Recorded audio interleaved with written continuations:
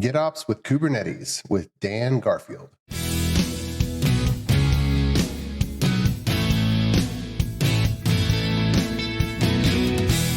The Azure DevOps Podcast is a show for developers and DevOps professionals shipping software using Microsoft technologies. Each show brings you hard-hitting interviews with industry experts, innovating better methods, and sharing success stories. Listen on to learn how to increase quality, ship quickly, and operate well.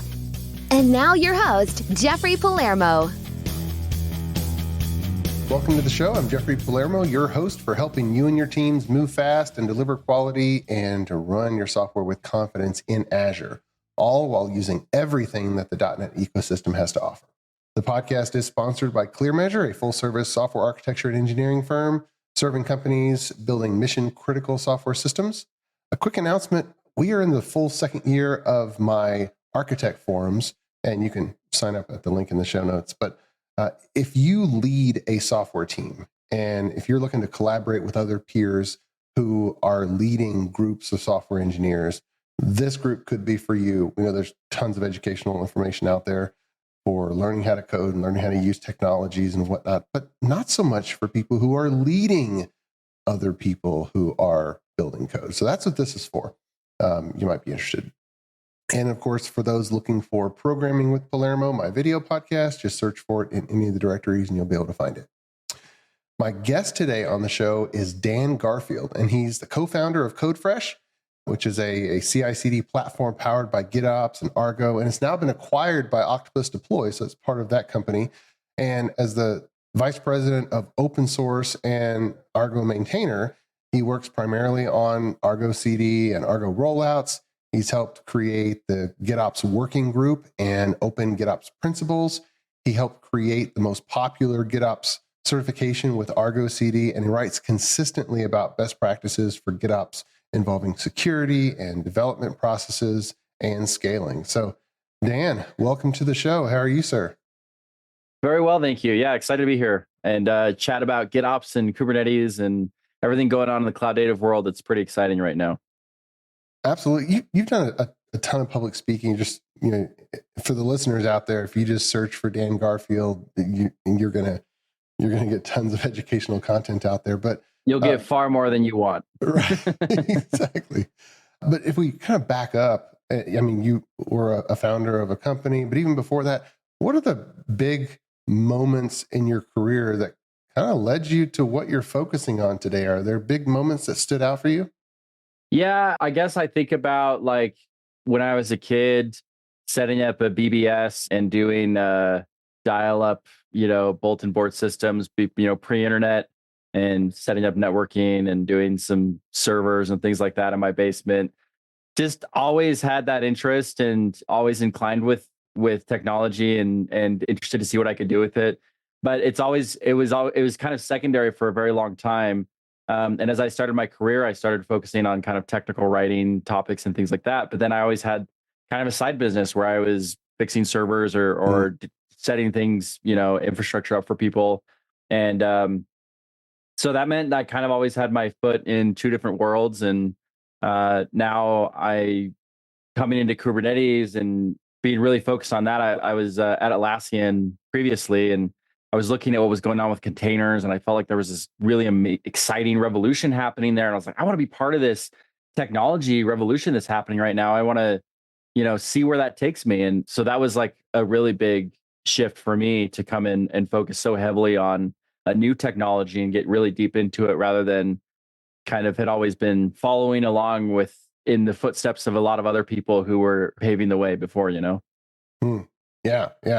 And there's so much from bulletin boards to now. That's a whole, multi-decade swath of technology shifts going on. Yeah. What was going through your head when you said, hey, I need to start a company. Something needs to change. There's a problem that's out there. It needs to be solved. Other people are not solving it. All right, I need to do something. Do you remember that thought process? Yeah. So I was looking at containers as a technology, and I was thinking like, okay, we came out with computers that we could use as servers that really fueled, 5 decades of innovation. And then we figured out how to make virtual machines. And that was like, oh my gosh, that's going to get, that's been going on and it's going to continue to go on for a long time. I mean, VMs are basically the foundational component of all this stuff. And so looking at containers, I thought, as pivotal a shift VMs were, and that meant the AWSs of the world, that meant the colos of the world, that meant like this whole change and making it much more accessible and much less expensive for people to get into hosting servers and scaling servers and things like that. We spend money now without blinking an eye that we're like, oh, that's really expensive. And it's like, yeah, you just did the work of like 200 servers and, we're complaining about it. And it's like, yeah, I mean, it is expensive, but also it's cheap. It's really cheap compared to what it was, right? Mm-hmm. So looking at containers, I was like, I don't know containers mean yet. I want to find out what it's going to mean and where the most important part of that value chain is going to be and how we can enable people to be part of it. And as we went through that, we found that one of the biggest things that made people get into containers was that they wanted to improve developer productivity. That kind of seems like a side benefit because you're like, oh, containers, they're more portable, it's more repeatable, we have better reliability, you can do more scalability. But at the end of the day, it really boiled down to the most important function at almost any organization is how effective your engineers are at building business value. And if you can remove the barriers from them to do that, if you have that innovation alone, all the other innovations follow. So I was looking around at different groups and I met Raziel, who had just started CodeFresh and had been working on innovating around containers for a while and really narrowing down on the solution. And he laid out his vision for how containers really ended up being kind of the central artifact that you ship. And if you go back to like the old school world of like, I'm shipping a WAR file, right? But a WAR file isn't portable in the way that a container is. And now we're thinking containers plus their configuration plus manifests and all those kinds of things when you're approaching Kubernetes. So I was just really fell in love with that vision. And so Raziel asked me to join and launch this company with him. And that was kind of the big innovation was like, okay, it's containers and what's that going to mean? And from there, we thought, okay, orchestration is going to be a big deal. We looked at all the options. It was like, is it going to be Mesos? Is it going to be Docker Swarm? Is it going to be something else? Is it going to be Kubernetes? And we looked at the fundamentals and we were like, man, I think Kubernetes is going to own this space. And so we basically took all our chips and went all in on Kubernetes from day one. And it turned out that was the right bet to make. And it was pretty substantial, the impact. And people don't remember that OpenShift wasn't Kubernetes and Rancher wasn't Kubernetes. They are now. They're synonymous with Kubernetes now. Yeah. But back then, everybody was doing their own orchestration game, and Kubernetes really provides the fundamental building blocks to build any kind of infrastructure and scale and handle all of these challenges that we used to have. And people always say Kubernetes is hard, and like that's true. Like it is hard. It's just easier than anything else to solve the problem. It's like it's the easiest solution that exists, which happens to also be hard. But it's just like once you try to solve scale challenges, and you try to scale up to use 5,000 nodes or whatever, that's a really hard problem to work out. And especially in the old world, you're having to deal with the Raft protocol yourself and figure this stuff out. And it was a bigger challenge, going way back to like Beowulf clusters back in the day, right? Like that was the level of setup that was so difficult. But compared to that, Kubernetes is really easy. Awesome. So you started CodeFresh and it's been going along. So big news, and we had your business partner, Raziel, on the podcast, just episode, we'll include a link in the show, it's episode 294. And he was given the story of the joining the Octopus Deploy team. From your side, what was the strategic excitement about joining a company that largely focused on primarily the Microsoft space since its founding, and they were kind of moving into I would call maybe the Linux native space, which everything's Linux native now. But what was the part that was exciting for you in that acquisition? Yeah, I was really impressed to meet Paul, the CEO and founder of Octopus. I think, if you look at the journeys that we've had between our two companies, Paul bootstrapped. He didn't take funding to launch Octopus. He started as a side gig, side hustle. As he started getting orders, he started, building this kind of groundswell organically, and has had really consistent, fantastic growth ever since. We were kind of the other side of the spectrum. We took some VC funding. We were trying to do big growth very quickly. When you come into a new space, oftentimes you're trying to capture the early value. And so you invest a lot up front to do that. And I think we're still, even with Kubernetes now as ubiquitous, it's still early days. You think about .NET early days to where it is now. Even 10 years into .NET, it was kind of early days. You know what I mean? Yeah. So I think we're still very much on the early, wave for Kubernetes. So we had kind of this different background for how we had grown our companies. And of course, Octopus had been super successful with .NET developers and Windows deployments, but then they had branched out and become very popular for VMs in general. And that's an area that, we had some CodeFresh users that used us for VMs, but truthfully, our big value is for Kubernetes users. There's some nice things you can do from a VM perspective with our platform, and there's some advantages and reasons why you'd want to pick it, and reasons why our customers did.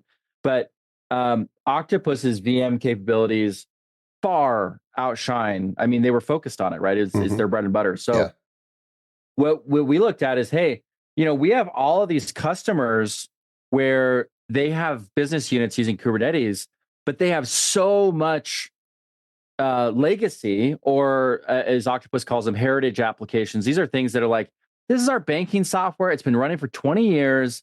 We don't want to break it. This is just, we keep it stable, and it's little changes here and there, right. Small moves. And it's like, well, we can meet all your Kubernetes needs. It sure would be great if we could meet all those VM needs.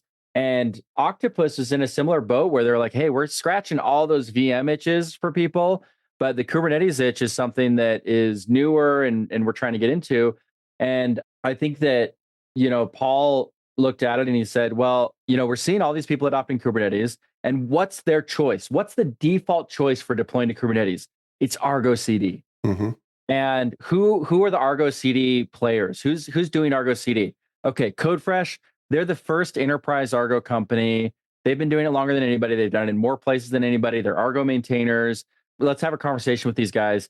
And when we met Paul, it was just like everything just clicked very nicely together. I was super, super happy with how well aligned we were from a mission and a perspective, and kind of a philosophy perspective. So it's been really cool to join that team and start working with them. And, you always worry like, hey, we're going to work on open source. That's something else that, Octopus had done a little bit of open source, some kind of side projects here and there.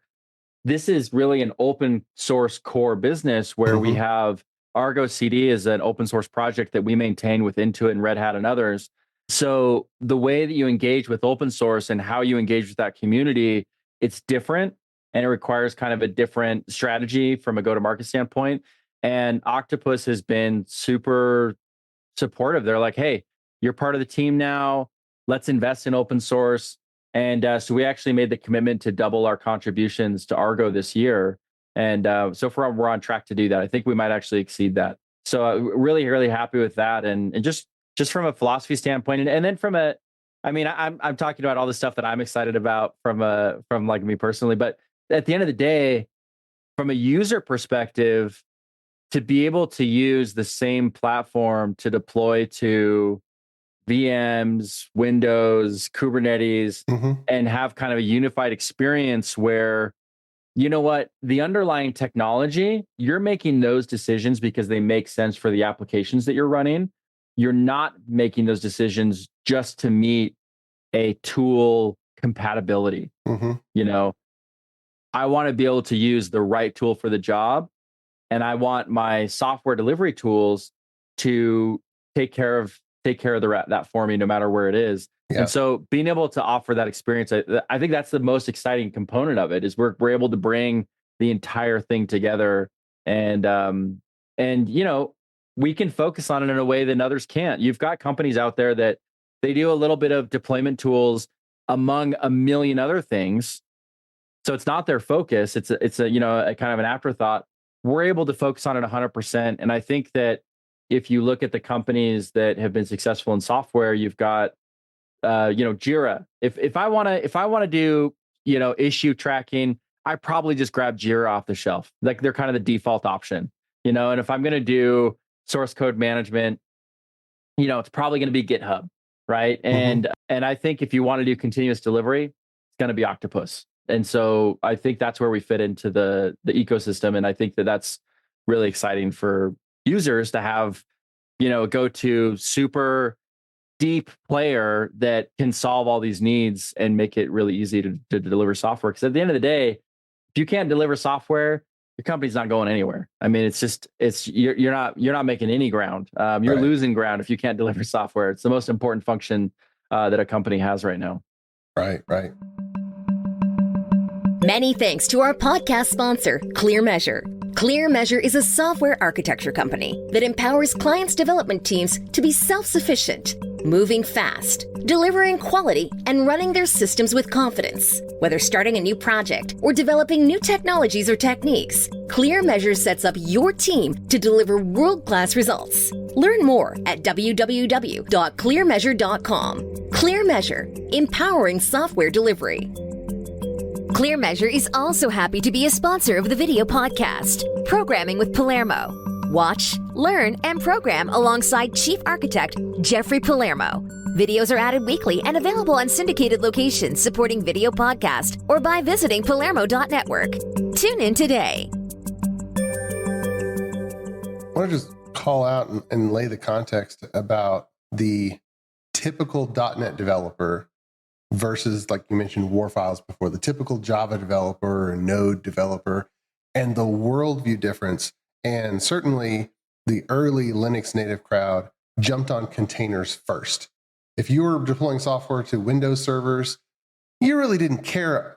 We didn't care about containers at all, because in Linux, certain things would happen. I got to recompile the kernel, or I'm putting these two things on the same server and they're just stepping all over each other. I need these things to be actually isolated. Whereas on Windows servers, the compatibility story is totally different, where we just don't have that problem. So it's like half the industry is like, oh, Docker containers is so awesome. And then for a long time, the Microsoft side was like, oh, I'm doing some container stuff. Oh, why? Right? Because there wasn't any pain, right? And then .NET said, you know what, let's run everywhere. And now .NET can run on Linux, like, oh, we're going to run Linux. But then, of course, containers is already out at that point. So it's like, if we're going to run on Linux, we're just going to run it in the container. And so now the Microsoft world starts adopting Kubernetes, which is a slower uptick than, I would say, the Linux native side. But for that crowd, can you demystify some of the terms you've thrown around? You've thrown around Argo. We talked about GitOps. You helped with a lot of the standards for both of those. What are those concepts? And can it help us sort out? Because there's a lot of .NET developers who have, maybe it's happening on this half of the industry, but in their world, it's just not a thing. So can you give the primer on what those things are? Yeah, so let's look at Kubernetes for just a second to start off with, and then we'll kind of expand it. If you look at Kubernetes, what is Kubernetes? It's like, okay, I can run containers there. Great. I could run VMs or containers on just an individual server, right? Okay, well, Kubernetes does a lot more than just run containers. It actually handles the networking infrastructure around those services. It handles ingress, security policy, scalability, storage, all these things. And so if I want to, for example, I've got my service running. If I want to have it running suddenly 50 replicas of that running, so I can handle a much greater scale and have that load balancing automatically take care of it, that's a one character change in my configuration in Kubernetes. I mean, it literally just changed my number of replicas and I'm done, and the big innovation with Kubernetes, and some of this stuff will sound familiar because all these ideas have been around, since the early 90s. But it's really the evolution of technology that's allowed us to make it very accessible. And so some of these things, people will be like, oh, I'm familiar with that. I've done that before. But it's not necessarily that they're the only ones that have done it. It's not ubiquitous, right? So with Kubernetes, Idempotency is baked in, so everything is declarative. So I write my configuration, and that configuration describes how I want everything to run. I don't write a step that says download this container, run this script to start it, run this script to send logs and things like that. Those are imperative operations, right? With Kubernetes, I say, here's the configuration that I want to be reflected, and Kubernetes will try to make that happen. Now, maybe there aren't enough servers available, so it can't actually meet all those needs. That can happen for sure. Or maybe you're trying to use some storage that's not available. Those things can happen, and you'll get alerts that say, "Hey, we're trying to use this storage; it's not available." It'll keep trying it though, and it'll keep trying it basically until the heat death of the universe or your data center runs out of power, whichever happens first.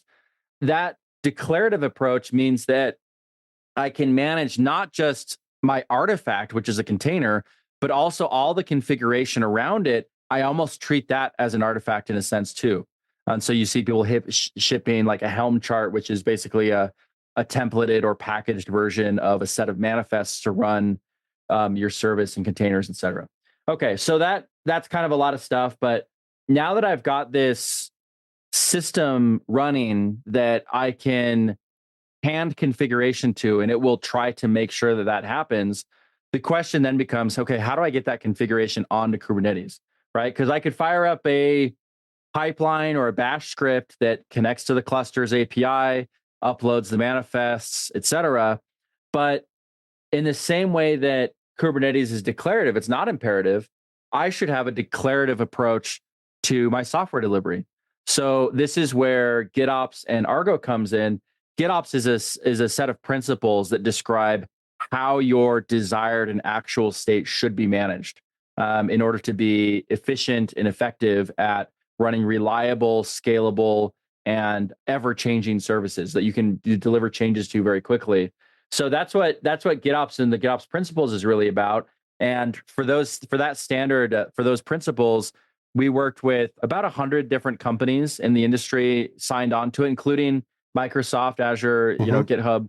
Those kind of entities were there. AWS was there. Red Hat was there. So we had a really good kind of cross-industry consortium that worked together on this stuff to put together those principles. And we came up with something that was very simple. You can find it at opengitops.dev. And it basically just describes how software state should be managed. And to implement that, we have an amazing tool called Argo CD.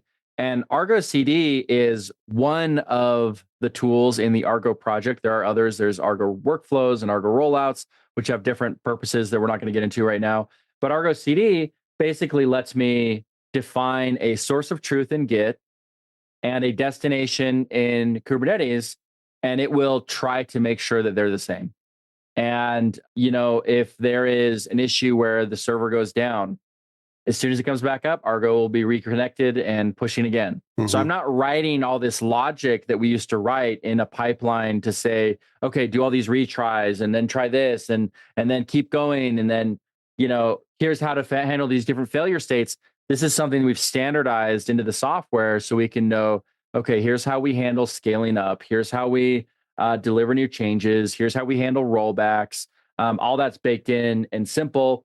And then my source of truth is typically in Git. Now, it doesn't have to technically be in Git. It just needs to be any immutable versioned data store. Git is probably the most popular one, and hence the name GitOps.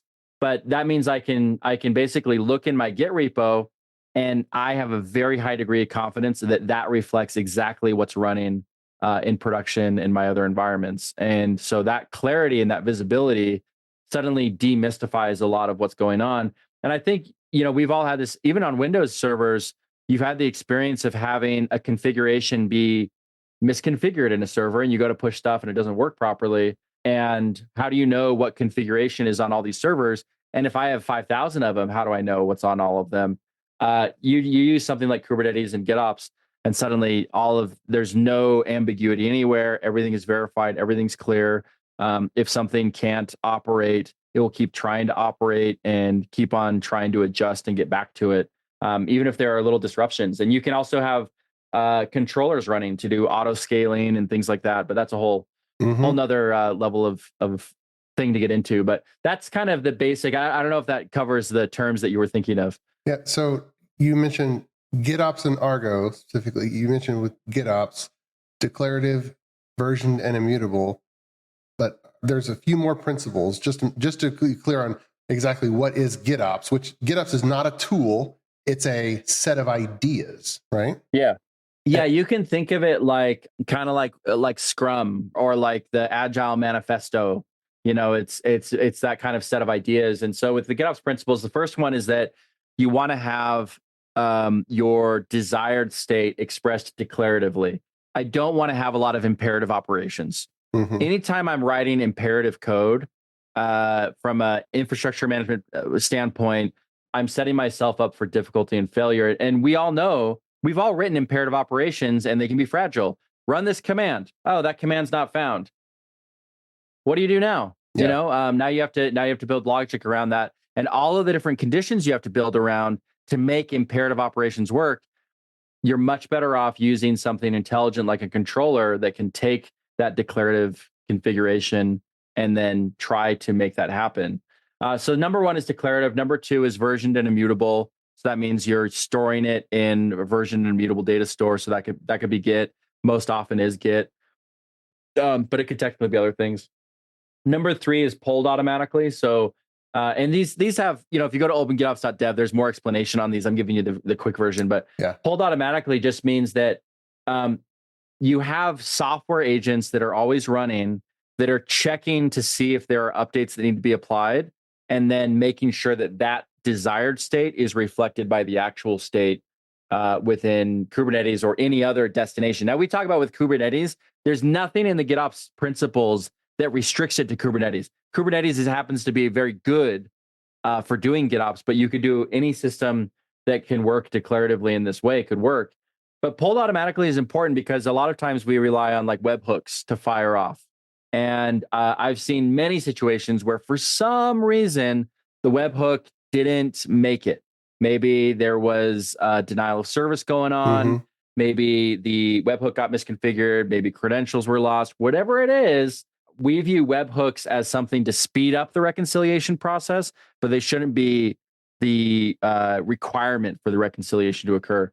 And then the fourth one is that it's continuously reconciled. So it's always looking at the actual state as well as the desired state. So it's not just saying, just apply this, just apply this, just apply this. It needs to be aware of what the actual state is. And that can lead to situations where you say, okay, my desired state in Git reflects X, but one of the things that I have is I have an auto scaler that's running so that depending on the traffic level that I'm getting, it's going to be adjusting the number of replicas that I have. I actually want to leave that in place as I apply my desired state, because that's a dimension that is kind of real-time changing. And so I have sort of a meta state, if you will, that basically says like, I have a policy around how many replicas I should have and what their scale should look like. So continuously reconciling and then attempting to apply that desired state. That's the last one. And that's the one that people most often struggle with because they want to use a click to deploy button. Yeah. And you can do that with Argo CD. You can do that with CodeFresh and Octopus, where you can have a button that says, okay, sync this now. And most people start there to get comfortable with it. But once you start thinking, Git is my source of truth, I actually can do the approval on the pull request to actually bring that state in. There's some benefits there. And I think the GitOps principles are there's something that we encourage people to aspire to, but it's also not a club to beat people over the head with. It's like, hey, for your org, maybe you do need a little bit more manual review. You need a little bit more, you're not quite ready to move to Git as the single source of truth. You want to have an approval step or a sync step or something. We want to be flexible so we can meet people where they are, and aspirational so we have a roadmap for where they want to go. That's the GitOps principles. Well, I'm thinking for the listener who obviously this is brand new to, and who can name the instance numbers or the server numbers or the cloud resource names and keep it all in our head because it's so small that some of these are like, why would you do that? But then you get into a space where you got dozens of services running around, reading messages from queues and processing them, and you need some of them to be scaled to half a dozen, 2 dozen instances, and then come back down dynamically. In that type of world, I don't know how many of what are running at any given time, because it'd be totally wasteful to have the peak load configuration running. And in that case, well, now continuously reconciled and pulled automatically makes total sense, because I don't want to have to do all that manual. I'd be running around pressing buttons the entire day. And in that sense, I'm still safe, because with all of my applications having health check APIs, I'm not going to try to send load to a particular process that's running if something went wrong and it's not healthy at the moment. If, like you said, if it's trying to reconcile something. Yeah, and that's actually like a big kind of impetus for all of this is the rise of microservices, right? So like if we're coming from a monolithic world, and certainly in the .NET world as well as the Linux world, traditionally we've been much more monolithic. Having like hey, click this button, to update the server or whatever, it's fine. It's great. It handles the use case. But when you've got 500 microservices, because you've scaled up and you need to actually have these things scaling independently from an infrastructure standpoint, but also from a team management standpoint, I need them all to be able to be managed by different teams, so we can constantly adding those features and making improvements and bug fixes, and they need to maintain interoperability across versions. Suddenly you get into, okay, I have 500 different microservices. They're all deploying all the time. I need a better, more mature way to manage this. And some of these things, these principles, which sound really simple, when you actually go to like implement it, it's kind of, you're like, oh gosh, we actually haven't been doing that. And this is where it's going to bite us in the butt if we don't. Or like even one that's as simple as a lot of people, when they first adopt Kubernetes, they deploy a service and they just pull the latest tags of their images, and they're like, just pull latest. And it's like, hey, that's great. That means everything's always going to be up to date. What if you want to do a rollback though? And then it's like, oh shoot, we don't know how to do a rollback. Right. We actually have to go and change all of our image tags suddenly. And now how do we manage that state change? Well, this is why all these principles exist. And again, all of these ideas, like, they've been around since the 90s, right? But putting them together and saying, okay, here's the framework, and here are the tools, and here's how you can do it. Suddenly, instead of it being like the top 1% software delivery team, this can be the top 90% software delivery teams can adopt this. Something that's really accessible. What we often call the 9-to-5 developer. You're not cutting edge necessarily. You're like, hey man, I show up at 9 o'clock, I do my work, we ship our stuff, we're rocking and rolling, we feel good about it. I'm not necessarily interested in deploying the latest, greatest, cutting edge, bleeding edge, crazy thing. I want to be stable and standard and methodical. And we want it to be accessible to those people because that's the vast majority of engineering teams, and we want it to be accessible to all of them.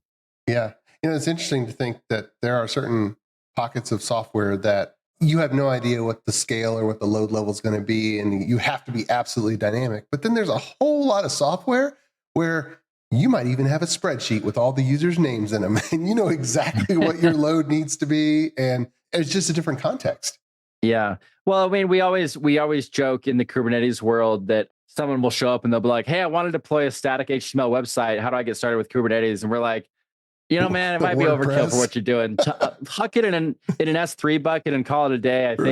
I think you might be done there. I mean, we don't need to go crazy with it, but this stuff is use case driven. Like, you want to use something that makes sense for the tools, and luckily Kubernetes is versatile. I mean, you can host a static website on it, but if that's your only use case, I certainly wouldn't start with Kubernetes. Right. So with CodeFresh, demystify, as we kind of start to wrap up, demystify where exactly the bounds between Argo and CodeFresh fit in. Because you mentioned the GitOps Git repository. I'm remembering back to over 15, 20 years ago when there were conference discussions about the proper source code layout of a source control repository. And now everybody just has an SRC folder, and there's no rule about it, but it's kind of, people just do it, right? It's accepted. So I'm thinking that is there one emerging for a GitOps repository, and the tools 100%. Yes. And then what do the tools look like? We actually have a training and certification that we offer for this called the GitOps Certification for Argo. And you can get it at learning.codefresh.io. And we have best practices for how to organize our repositories. Now, can you be divergent and still use the tools? Yeah, you can. You can go do different stuff. But we find that at least if we put the information in front of people early on, they'll say, okay, this makes sense, and I understand what pitfalls I would be falling into if I take these other strategies. But at least I know what the different strategies are, and can see what's been successful for different organizations. So we start there and let people kind of adjust, where they need to. But yeah, we're totally into that conversation about this is how we should organize our repositories. And from a tooling standpoint, Argo CD as an open source project, you can grab it, install it on a Kubernetes cluster, and start syncing applications from a Git repo, and you're rocking and rolling. You're feeling great. Now, as you scale up into an enterprise environment, you're probably going to find that you want to have more than one Argo instance. So having something that can manage and operate all those together. And now as a developer, do I have to navigate between these different instances to do my different stuff? How do I know which one to get into? CodeFresh solves that problem right off the bat. But the big thing that we shipped in the last couple of months, well, actually, even before that, we also offer all this traceability, because when you adopt GitOps, you're looking at, okay, here's my latest, Git commit. I'm going to synchronize that change. Well, that Git commit might include updating several images. Mm-hmm. Those images, they have a whole bunch of Git commits that have been changed as well. And so there's a lot more history that goes on in doing a deployment with multiple microservices. So CodeFresh provides visibility and traceability and all that stuff. So I can look at my deployment, and I can see, okay, here's the Jira ticket that was being worked on at the application level when this thing was built. So now I have context about what's happening all the time. So that's a big one. But the thing that we shipped recently that has really lit people on fire with excitement and has been environment management and promotion. So I can basically orchestrate and model out how I want to move changes from dev to staging to production, how I want to push changes between different regions, US West versus US East. And I can do diffing. This isn't something that would make sense if you haven't done GitOps, especially at scale. But I have this declarative configuration that describes what my application is supposed to look like in all these different contexts. But I have components that I want to not be promoted between environments. So I have a component or variables or environmental variables or whatever that are like, that's a staging thing. You don't push that to production. They have a separate thing, but I want to promote the other stuff. So you can actually model what kinds of things get promoted and have that diffing reflect that, and an automation that goes into that promotion workflows, so that it's all done declaratively. Even though you might have imperative operations that need to run, those imperative operations are requirements from a declarative standpoint. So we take it all the way down to the infrastructure management level, and I think people see huge benefits from adopting that. So that's kind of the difference between just the community version of Argo CD versus the enterprise version. There's a lot more to it, but that's the 2-minute elevator. There's a lot of concepts for people who maybe have just used platform as a service, cloud hosting or whatnot, and are thinking, oh, get into Kubernetes, and demystifying like the K3s add-on and the Argo open source project for deploying applications. And then, okay, CodeFresh managing multiple Argo instances. And then, GitOps is a set of ideas with a Git repository format. I mean, there's a lot of concepts that fit together. There's a lot of stuff going on. Yeah, that's true. for learning, again, with this audience being shipping software on the Microsoft platform, what are the best continuing, where would you point them to? Are there like working reference implementations of like a .NET application that's ultimately going to live in Azure Kubernetes service, and what that kind of structure looks like? What's the best place to push our listeners to learn more? By far, bar none, learning.codefresh.io. That's going to put you into our training, and you're going to be able to adopt this stuff, get hands-on with a bunch of labs and do the training. And it doesn't take that long. I mean, if you're enterprise and you could do, there's 2 levels available right now. The third one's coming out in a few months. You could do both of the available levels in a day if you were really ambitious. So it doesn't take that long. But once you get hands-on with it, it clicks. It clicks so quick. Once you see how this stuff works, it's like, to me, I started off delivering software by shipping patches in email and emailing it to a sysadmin and be like, hey, can you apply this patch? Doing software delivery this way, it feels like the way it should have always been done. Like, it's so good. It's so good, man. Like, it's such a better experience, and the clarity is so good. So I think, start at learning.codefresh.io and grab the training. It's basically, there's a small fee there, but it's basically just to cover the cost of the labs that we're hosting. And it's so worth it. And we hear every day. I've got people reaching out all the time saying what a big difference it made for them to learn this stuff. And so that's for sure where I would start. Awesome. Fantastic. We'll include that link in the show notes also. Sweet. Well, Dan, thanks so much for coming on the Azure DevOps podcast and sharing about GitOps and CodeFresh and just the whole world. That's a lot of history, and you've been busy. Yeah, thanks, Jeff. It's been intense, yeah, for sure. And we're not slowing down either. Awesome, fantastic. And until next time, dear listener, keep shipping.